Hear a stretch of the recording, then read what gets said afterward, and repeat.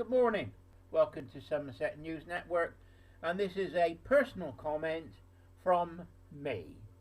I'm Ian Summerall, and I voted to leave the European Union 3 years ago. I expected that to happen. We had an election.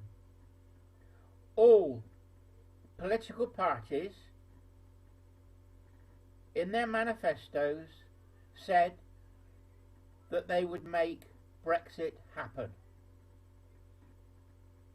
Now they're saying we didn't vote for a no deal. No, come on. We voted to leave the EU, full stop. We had two options: to remain or to leave, and we voted to leave. There was no talk about no deal or what was going to happen. That was to be sorted out.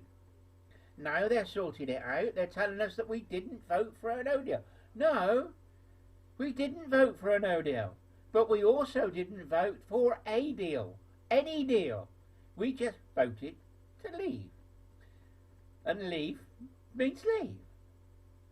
Out of the single market, out of the customs union. Take back control of our country. There's a fundamental principle involved. If you're a constitutionalist and you believe that your vote is sovereign and you're part of a sovereign nation and you want your parliament to be sovereign, which they all talk about and they all agree with, then why would you vote for a foreign power to rule over you? And that foreign power is the EU. The government had no right in the first place in the 1972-73 to even sign any document allowing us to join that was then common market. It then became the European Union, and we had the European Communities Act, it was called, and you read that, it says ever increasing union. It's in the Act. MPs have already voted for that. But we, the people, that's how democracy works, or supposed to work. We, the people, voted to leave the EU. I've been lobbying my MP, and he's been wavering. He voted for the May deal. And I keep telling him we voted to leave, we want to leave, we want a clean break. He said, oh, we've got to take in account of the people that voted to remain. Why? If there's a general election and you get a Labour government in or a Conservative government in, they don't turn round and say, oh, the Conservatives lost. We've got to take account of what they said in the election. No. They use their manifesto, what they were elected on, and try and push it through. And the same's true with the Tories. Mrs May doesn't say, oh, a lot of you voted Labour, I've got the Labour manifesto, I've got to put this through because you also voted for it. They don't do that. But why, with the referendum, do they say, oh, we've got to take account of the people that said remain? No, they lost. And if it's a democracy, they lose. I'm sorry. That's the way that it works. But oh no, not if you're a Remainer. They want democracy. No, they don't. It's totally against everything. In a democracy, a minority accepts the majority view. The vote to leave was the majority. Do you get where I'm coming from here? Now, we've now got a new word in the vocabulary. Boris Johnson has closed down Parliament for 3 weeks. Now, normally at this time of year, Parliament goes back and they have a recess, so that they can all go to the party conferences and tell us how wonderful they are. But it's not a recess, it's not a close down. It's now called, and I'll read this, prorogued. P-R-O-R-O-G-U-E-D.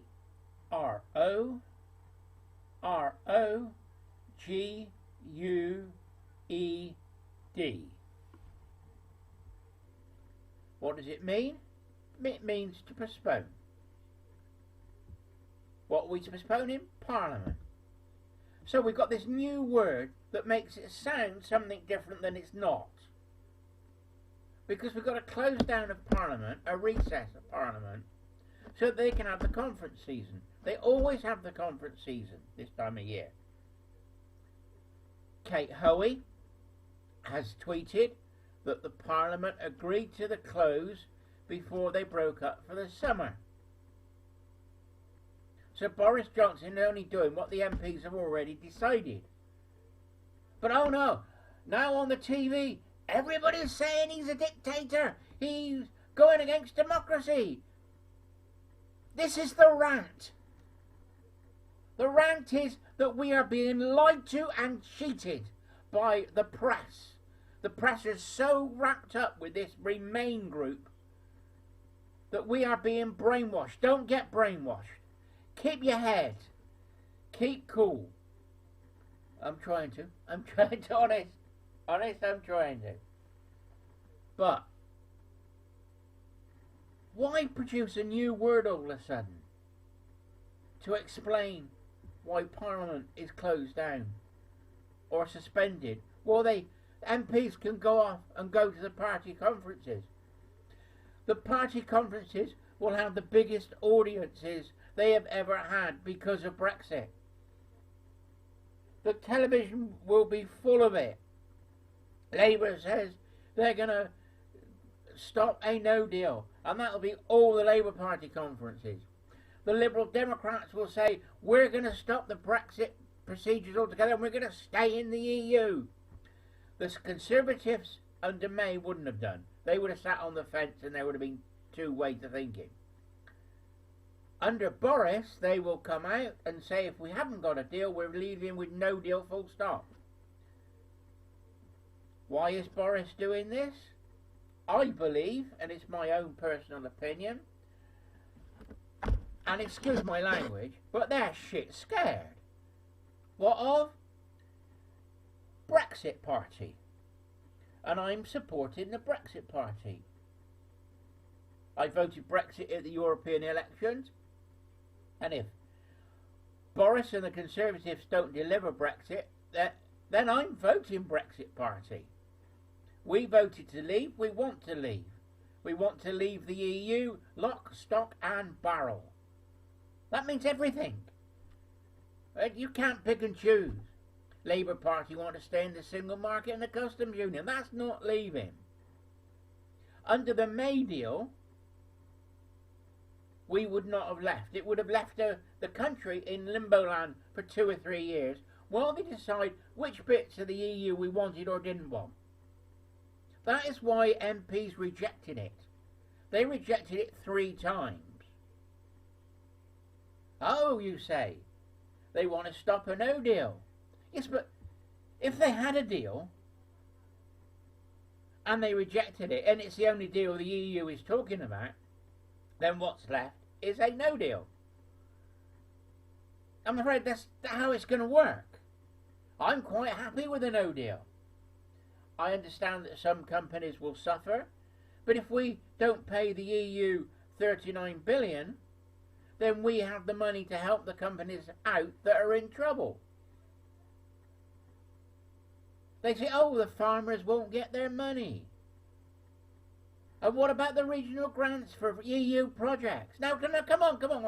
Let's stop a minute. We pay the EU 13 billion a year. We get back in farm subsidies and regional grants 4 billion a year. So the EU costs us 9 billion. But you also have to add to this the amount of money that we pay in VAT, which I believe is 3%, to the EU. And the other thing we pay is tariffs on goods coming into the UK. Now, because we're in the EU,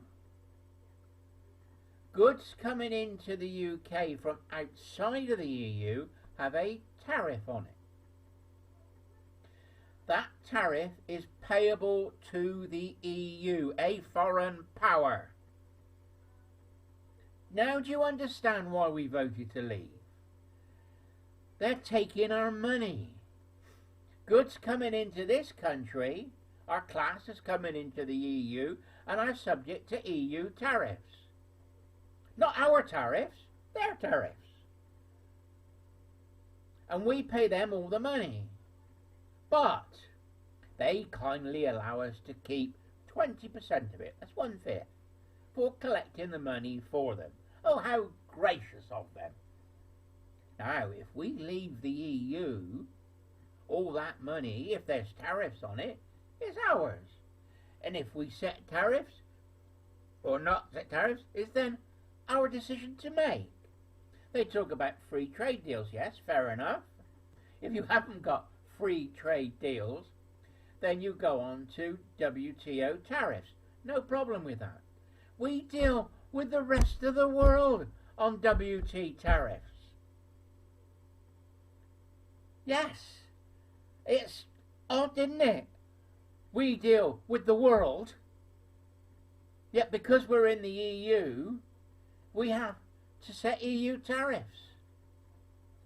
We cannot buy some goods from South Africa that are in season because the tariffs are too high and we can't afford to pay for them.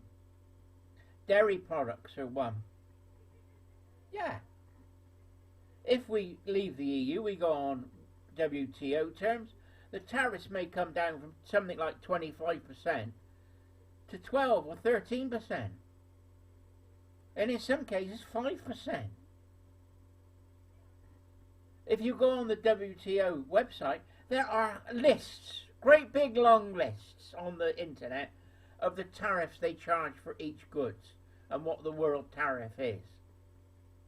And you would have to know what the goods are and what the tariff is going to be. But it's possible to do, it's there.